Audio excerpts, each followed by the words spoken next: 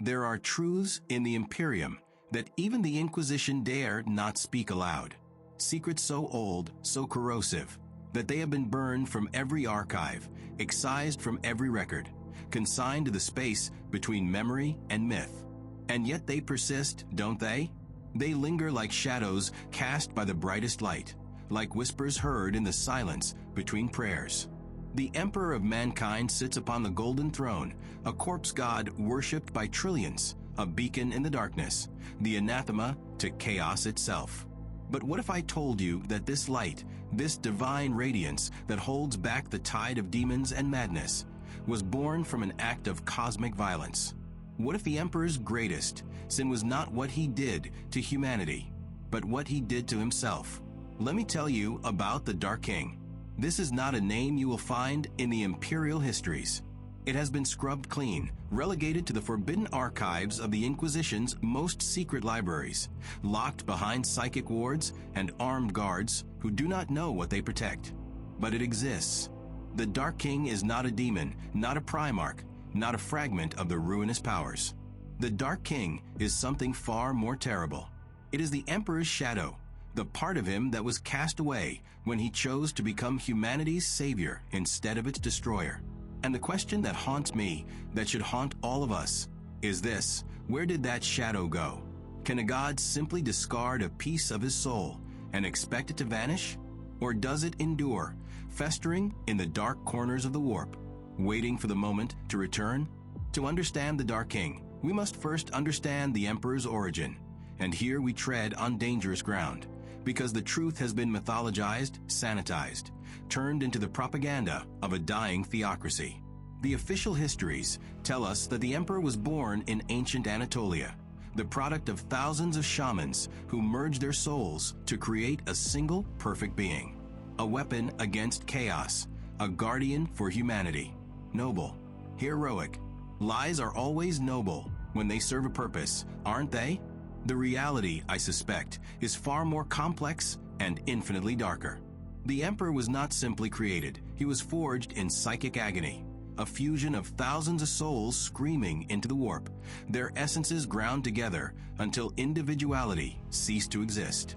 Imagine that moment. Thousands of minds, thousands of identities, obliterated to create one. The Emperor is not a person, not really. He is a gestalt entity, a collective consciousness wearing the mask of humanity. And what happens to the parts of a soul that refuse to integrate? What happens to the darkness, the rage, the ambition that cannot be purified? They are cast away, discarded, buried. This is the origin of the Dark King, or so the forbidden texts suggest. When the shamans merged their souls, when the Emperor coalesced from that maelstrom of psychic energy, he was not complete. He was not whole. There was a remainder, a psychic residue, the distilled essence of everything the Emperor could not allow himself to be. Wrath without restraint, ambition without mercy, power without purpose. This fragment, this cast-off shadow, did not simply dissipate into the warp. It took form, it took shape, it became aware, and it waited. Now you might ask, where is the evidence for this? Where are the records, the witnesses, the proof that such an entity exists? The answer is everywhere and nowhere. The Dark King does not announce itself. It does not manifest like the Chaos Gods with their legions of demons and their grand rituals. No, the Dark King is subtler than that. It exists in the spaces where the Emperor is not, in the moments when his light falters, in the cracks of his perfect facade. Consider the war in heaven, that ancient conflict between the Old Ones and the Necrons that left the warp forever scarred. The Old Ones were masters of psychic engineering, creators of species designed to fight their wars. Is it not possible that the Emperor, this immortal being who remembers the birth of human civilization, was himself a product of that ancient conflict? A weapon forged not by human shamans, but by the Old Ones themselves, a final contingency left to mature across millennia? And if the Emperor was designed, engineered, crafted with purpose, then perhaps the Dark King was not an accident, but a necessary byproduct.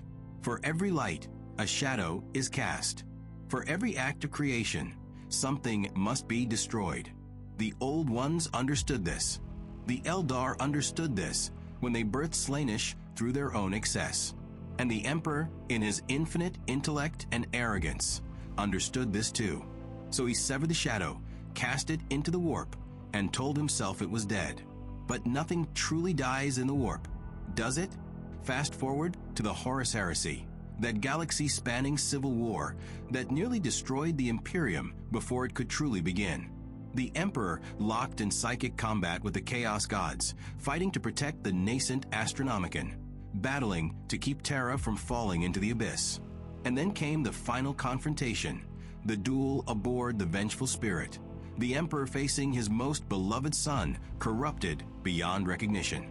We are told that the Emperor hesitated, that he could not bring himself to strike down Horus until Elanius Pius, a simple guardsman, was obliterated before his eyes. A touching story, a lie wrapped in a truth. What really happened aboard that ship, in that throne room where the fate of the galaxy hung in the balance, was far more terrifying. The Emperor, pushed to the brink, began to draw upon the warp itself, channeling vast torrents of psychic energy into his form, becoming something more than human, more than God. He was becoming the Dark King. The entity he had cast away, the shadow he had denied, was returning, merging back into him, reclaiming what it believed was rightfully its. The Chaos Gods were delighted. They had never wanted Horus to kill the Emperor. That was never the plan. Horus was the sacrificial king, the pawn whose purpose was to push the Emperor into this exact moment, to force him to embrace the Dark King and become the fifth and final Chaos God, the God of endings, the God of oblivion. And it nearly worked. The Dark King was not like the other Chaos Gods. It did not embody a single emotion or aspect of sentient life. It was the culmination of all things, the entropic endpoint of existence itself. Where Khorne represented wrath, the Dark King would be wrath perfected, and then extinguished. Where Tzeentch represented ambition, the Dark King would be ambition fulfilled, and then annihilated. Where Nurgle represented despair, the Dark King would be despair transcended into nothingness. And where Slaanesh represented excess, the Dark King would be excess inverted into void. It was the heat death of the soul, the final silence after all sound has ceased. The Emperor, in becoming the Dark King, would have destroyed chaos, yes, but only by destroying everything else as well. The galaxy would burn for millions of years until nothing remained but ash and echoes. But then something impossible happened. Elanius Pius, or perhaps the Emperor's oldest friend, depending on which version of the story you believe, intervened. Not with a weapon, not with power, but with words. He reminded the Emperor of his humanity, of his purpose, of why he had walked among mortals for 40,000 years. And in that moment, teetering on the edge of apotheosis, the Emperor made a choice. He released the Dark King, cast it back into the corners of the warp, and struck down Horus with the last of his human strength. The cost was catastrophic. His body was shattered, his soul fractured, and he was interred upon the Golden Throne, a psychic prison designed to keep him alive, but also to keep him contained. The official histories call this a victory. The Emperor sacrificed himself to save humanity. But I ask you, what if it was not a victory, but a stalemate? What if the Dark King was not destroyed, but merely delayed? What if even now it festers in the depths of the warp, growing stronger with every soul that dies in the Emperor's name, every act of zealotry committed by his faithful, every moment of suffering endured by the billions who worship him? There is a theory whispered among radical inquisitors and forbidden psychers called the Starchild. It suggests that the Emperor's soul is slowly coalescing in the warp, that when he finally dies, when the Golden Throne fails and his physical form crumbles to dust, he will be reborn as a true God of order, a being of pure compassion and light. It is a comforting thought, a hopeful thought, the kind of thought that keeps the Imperium functioning despite the grinding horror of its existence. But if the Emperor can have a Starchild, a fragment of his soul destined for rebirth, can he not also have a Dark Child? For every god, a devil in his own image. For every saint, a sinner. The warp is a realm of duality, of reflections and inversions, and the Emperor, for all his power, is not exempt from its laws. The Starchild and the Dark King may not be separate entities, but twin aspects of the same fractured divinity, forever locked in an endless struggle for dominance. And when the Emperor finally dies, when that moment of transition arrives, which aspect will awaken first? Now here is where the story becomes even more tangled, because the Dark King has not remained dormant. There are those who have encountered it or something like it, and live to tell the tale, though they rarely speak of it openly. The Adeptus Custodes, the Emperor's personal guardians, are sworn to silence on many matters, but there are cracks in their unity, moments when the facade slips. Constantine Valdor, Captain General of the Custodes during the Heresy, was one of the few individuals who witnessed the Emperor's near transformation aboard the Vengeful Spirit. He was there when the Dark King almost emerged, and that experience changed him in ways that no one, not even his brother custodians, fully understands. Valdor was not just a warrior. He was a philosopher, a thinker, a man who understood the Emperor's purpose on a level that few others could. He knew that the Emperor's vision for humanity required sacrifices, terrible sacrifices, and he was willing to make them. But what if, in witnessing the Dark King, Valdor came to understand something that the Emperor himself refused to acknowledge? What if he realized that the Emperor's light and the Dark King's shadow were not enemies, but complementary forces, two halves of a whole that could never be truly separated? After the heresy, Valdor vanished. The official records state that he left Terra on a mission, the details of which are classified beyond even the clearance of Most High Lords. Some believe he went in search of a cure for the Emperor's condition, a way to heal his shattered form. Others suggest he was hunting for the remaining traitors, ensuring that no fragment of Horus's legacy survived. But there's a third theory, far more disturbing, that Valdor did not leave in service of the Emperor, but in search of the Dark King itself. You see, Valdor possessed a weapon unlike any other, the Apollonian Spear, a relic that revealed the truth of any being whose blood it drew. Over the course of the heresy, Valdor had used that spear to kill thousands, maybe tens of thousands, of traitors, demons, and corrupted mortals. And each time, each drop of blood revealed to him a fragment of the warp's nature, a glimpse into the madness that lurks beyond reality. By the end of the heresy, Valdor's mind was a repository of forbidden knowledge, a library of truths that no mortal, no matter how enhanced, was meant to possess. He knew the warp intimately, perhaps more intimately than anyone save the Emperor himself. And when he stabbed Abaddon during the siege of Terra, when the Apollonian Spear tasted the blood of the future despoiler, Valdor saw something that shattered his certainty. He saw the galaxy burning, the Imperium crumbling, 10,000 years of suffering and stagnation. And he understood that the Emperor's victory was not a victory at all, but a slow, agonizing defeat. So Valdor left, and he took with him the knowledge of the Dark King. Some say he sought to contain it, to ensure it could never return. Others say he sought to understand it, to weaponize it against the Chaos Gods. But I believe something far darker. I believe Valdor sought to become it, because if the Emperor could not or would not embrace the power necessary to save humanity, then perhaps someone else must. Perhaps the Captain General, the first and greatest of the Custodes, would succeed where his master had failed. And if that is true, if Valdor has indeed taken up the mantle of the Dark King, then the entity that the Inquisition whispers about in terror, the figure known as the King in Yellow, is not some ancient chaos warlord or lost Primarch. It is Valdor himself, transformed by the very shadow he sought to control, a living manifestation of the Emperor's discarded sin. But let us not forget the broader implications of this legend, because the Dark King is not merely a personal tragedy for the Emperor or Valdor. It is a cosmic wound, a flaw in the very fabric of reality. The Emperor's rise to power, his unification of Terra, his creation of the Primarchs, the Great Crusade, all of it was built upon a foundation of lies and sacrifices. He claimed to be the champion of reason, the enemy of superstition, the architect of a secular imperium free from the taint of gods and demons.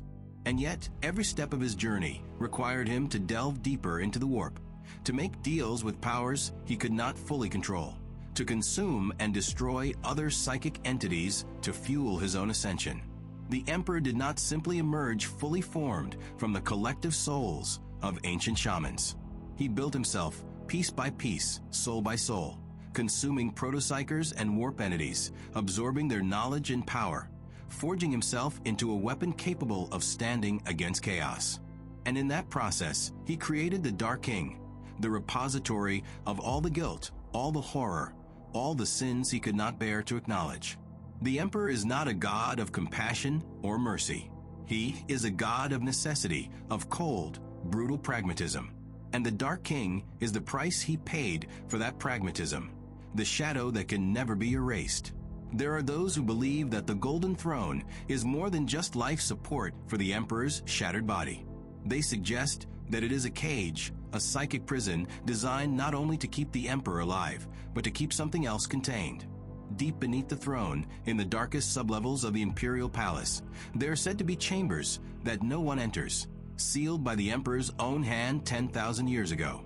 Psychers who venture too close report hearing whispers, a weeping god beneath the light, a voice that sounds like the emperor, but twisted, corrupted, inverted.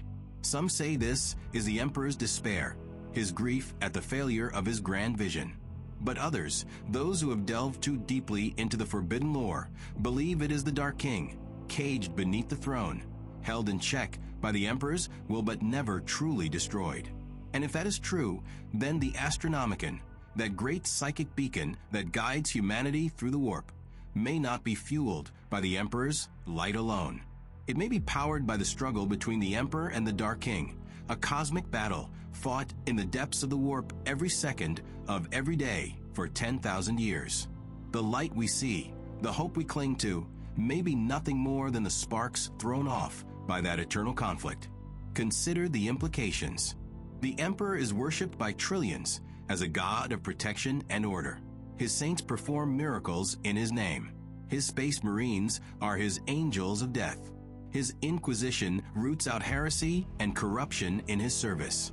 But what if every prayer spoken in his name, every act of faith, every sacrifice made upon his altars, feeds not only the emperor, but the Dark King as well?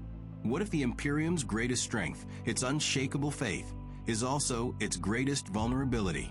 This is the true horror of the Dark King. It is not a separate entity, not a demon or chaos god that can be fought and defeated.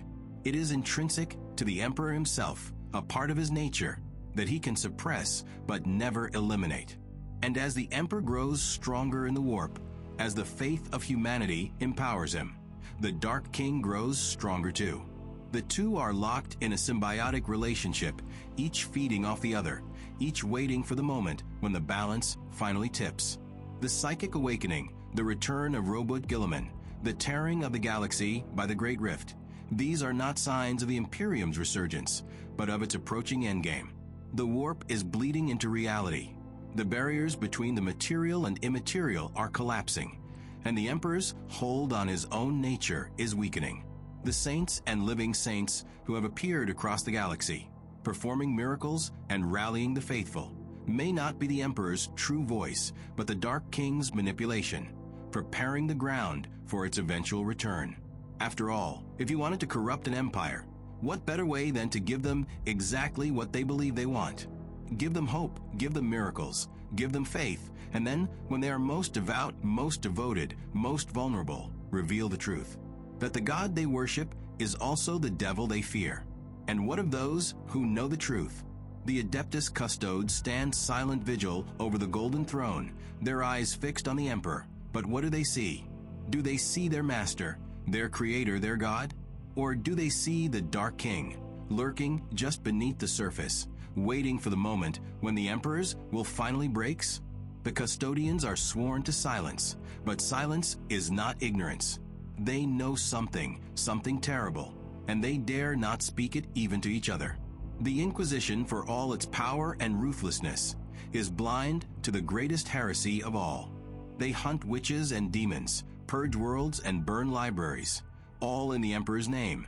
But they do not understand that the Emperor himself may be the source of the corruption they fear. How do you fight a god? How do you oppose the very foundation of your society? You don't. You can't. And so the Inquisition continues its endless war, never realizing that the enemy is already within the gates, already seated upon the throne, already worshipped by every soul in the Imperium. And then there are the whispers, the rumors, the fragments of lore that suggest the Dark King has already manifested in some form. The King in Yellow, a figure of myth and terror in the Inquisition's records, is said to be searching for the Emperor's true name, the one word that would grant absolute power over him. But what if the King in Yellow does not need to search because he already knows? What if the King in Yellow is the Dark King, wearing the face of a loyal servant, manipulating events from the shadows, preparing the galaxy for the Emperor's final transformation? There is a saying among the most radical of inquisitors, those who have stared into the abyss and seen it stare back. The Emperor's greatest victory was never defeating chaos. It was becoming it. And if that is true, then the Dark King is not the Emperor's enemy, but his destiny. The shadow he cast away will one day reclaim him, and when it does, the Imperium will burn not from without, but from within. The light of the Astronomicon will turn black, the Golden Throne will shatter, and the Emperor, the immortal God King of humanity, will rise once more, not as a savior, but as an ending. Perhaps the Emperor is not a prisoner of the Dark King. Perhaps the Dark King is the Emperor's mask, the role he has been preparing to play for 10,000 years. Perhaps every moment of suffering, every act of cruelty, every sacrifice made in his name has been building toward this singular purpose. The galaxy must end, not so it can be saved, but so it can be cleansed. And the Emperor, the anathema, the god of humanity, will be the one to do it. This is the legend of the Dark King. This is the Emperor's forgotten sin. Not that he failed to protect humanity, but that he succeeded too well, creating a weapon so powerful, so absolute, that it could never be truly controlled. The Emperor is the light and the shadow, the savior and the destroyer, the god and the devil.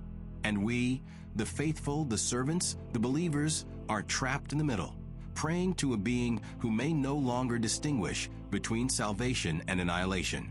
So the next time you look upon the Golden Throne, the next time you whisper a prayer to the Emperor, ask yourself this: who are you really speaking to? The man who walked among us for 40,000 years, guiding humanity toward greatness?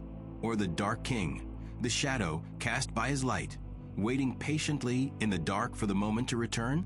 Because in the grim darkness of the far future, there is no such thing as a forgotten sin. There is only sin waiting to be remembered. Thank you for joining me on this journey into the forbidden corners of Imperial lore.